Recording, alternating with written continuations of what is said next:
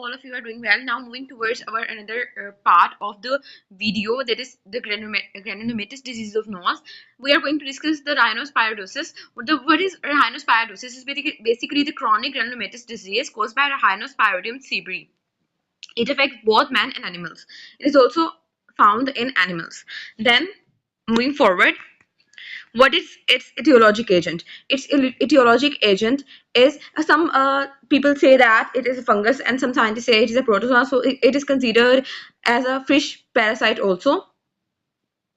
So its etiological agent is fungus. Some people consider it a fungus and some people consider it as a protozoan.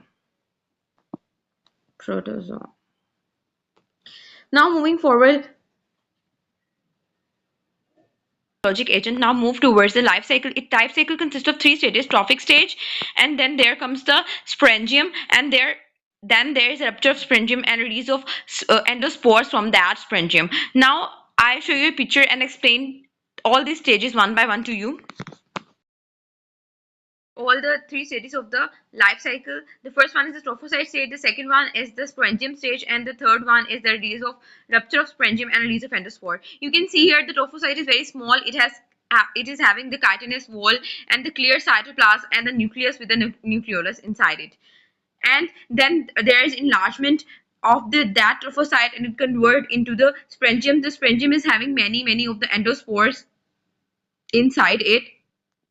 It is having the chitinous layer and cellulose layer. Then there comes the rupture of that sporangium and release of endospores from the sporangium, and that is the release of endospores from the sporangium. So in trophocyte phase, trophocyte is very small. It is having the clear cytoplasm, chitinous wall, and nucleus with a nucleolus. Then there comes the sporangium stage, in which there is chitinous wall, cellulose layer, and sporangium is filled with, it is enlarged and it is filled with many of the endospores, and there is rupture of sporangium and release of endospores from it. And these are all three stages of the life cycle of rhinospiridosis. Forward into the details of it, as you can see here, that the trophic stage, the endospore is oval rounded. It is having very small size, 6 to 8 millimeter in size. I've shown you earlier. And then it begins to divide. It is having the clear cytoplasm. I've shown you the nucleus and the nucleolus inside it. And then trophocyte become enlarged and become sporangium and become filled with endospores. Now then there is trophocyte, chitinous wall, clear cytoplasm, vesicular nucleus with a nucleolus. Then there comes the sporangium. Sporangium is contained 12,000 to 16,000 endospore. It is having two layers: outer chitinous layer and inner cellulose layer. I have shown you. Then there is rupture of sporangium and release of endospores. And then sporangia filled with endospores develop a high pressure and liberate endospores from, and then when the endospores are liberated, they start their life cycle as a trophic stage again. Some of the trophocytes are carried by the lymphatic channels, and they cause the disseminated form of disease also. Then there are clinical features of the disease. The clinical features in basically the disease mostly affect nose and nasopharynx, and lip, conjunctiva, palate, epiglottis, larynx, and trachea are also affected. Okay. How the disease represents? How the disease is acquired? It is acquired through contaminated water of ponds, frequently by animals. In the nose, the disease represents as a leafy polypoid. If we see the nose, we see a leafy polypoidal mass, pink to purple in color, and it makes sense to the nasopharynx and hangs behind the soft palate. The mass is very vascular. The leafy polypoid pink to color, polypoidal pink to color mass, that is very vascular and bleeds on touch. And if we take the biopsy, we see this sporangium filled with endospores in the biopsy.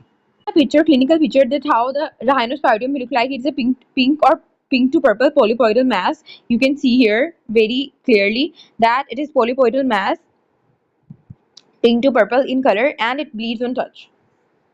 And then I'll show you the picture, histological picture of it.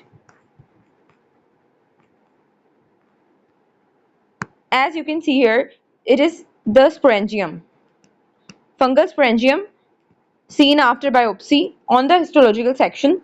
It is the pharyngium and it is filled with endospores inside it. You can see the endospores inside it. So it's histological picture. Moving towards another disease, that is Wegener granulomatosis. So what is Wegener granulomatosis? It is a systemic disorder and involving the upper airways, lungs, kidney and the skin. Basically, I'll show you that what is Wegener granulomatosis. Basically, we are having its triad is the patient is having vasculitis or having nephropathy or having upper and lower respiratory tract infections. That is the triad of the Wegener granulomatosis. So it is a systemic disorder in which airways, lungs, kidney and the skin is involved. Or moving forward, what are its clinical feature? Its clinical feature is basically the blood-stained nasal discharge we have that is purulent, and the patient complains of persistent cold or sinus. Nasal findings include granulations, septal perforation, and the saddle nose also.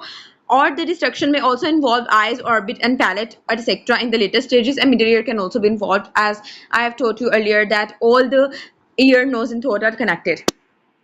General symptoms include anemia, fatigue, night sweats, and migratory arthralgias. These are its general symptoms, but I have told you earlier that it is having the triad of vasculitis, nephropathies, and upper and lower respiratory tract infections. And lungs are sometimes also involved, and the involvement of the lungs can cause hematopoiesis also. X-rays of the chest show multiple lesions.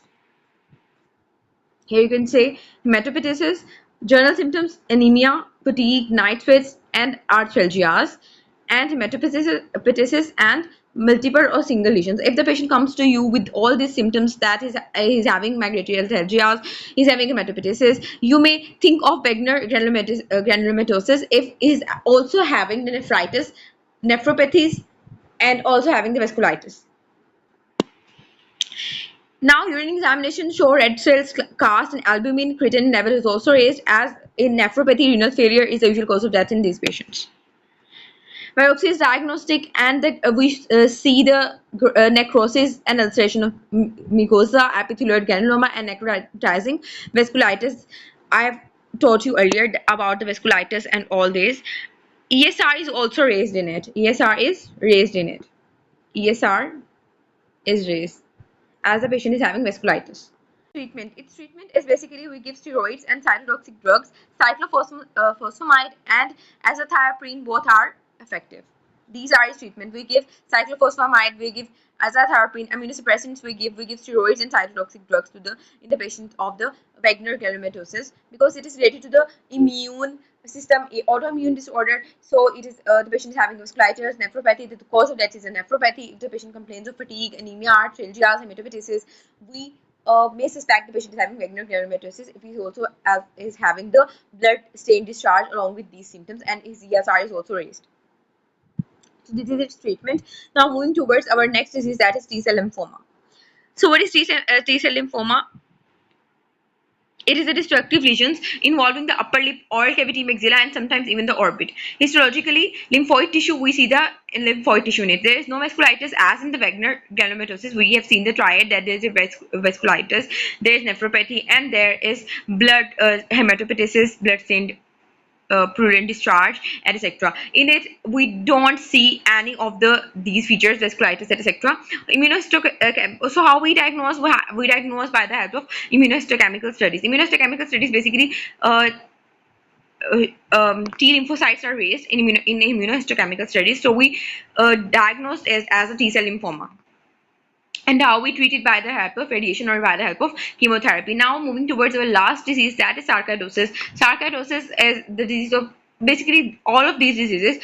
In how we differentiate Wegener granulomatosis from the T-cell lymphoma by the immunohistochemical stains. If the ENT scenario comes to you and there is a specific thing that T lymphocytes are raised, so you diagnose it as T-cell lymphoma.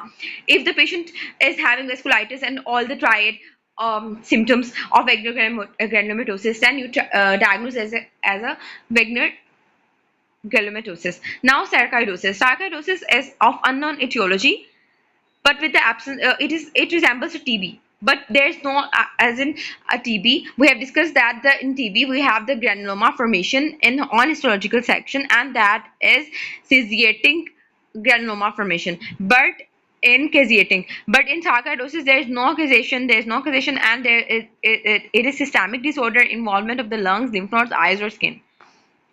In nose, it presents with submucosal nodes involving septum or inferior turbinate with nasal obstruction. It presents with submucosal. If we examine the nose, there are submucosal nodules on the septum or inferior turbinates. Nasal pain and sometimes epistaxis may occur.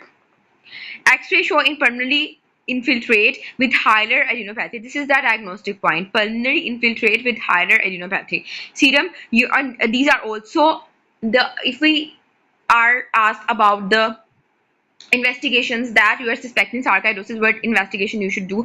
You should do the serum calcium level and urinary calcium level and biopsy of the lesion and chest x-rays. Chest x-rays show pulmonary infiltrate, serum and urinary calcium levels are raised, and biopsy confirm the diagnosis. And treatment is systemic steroids, or steroids can also use as nasal sprays. About today's lecture.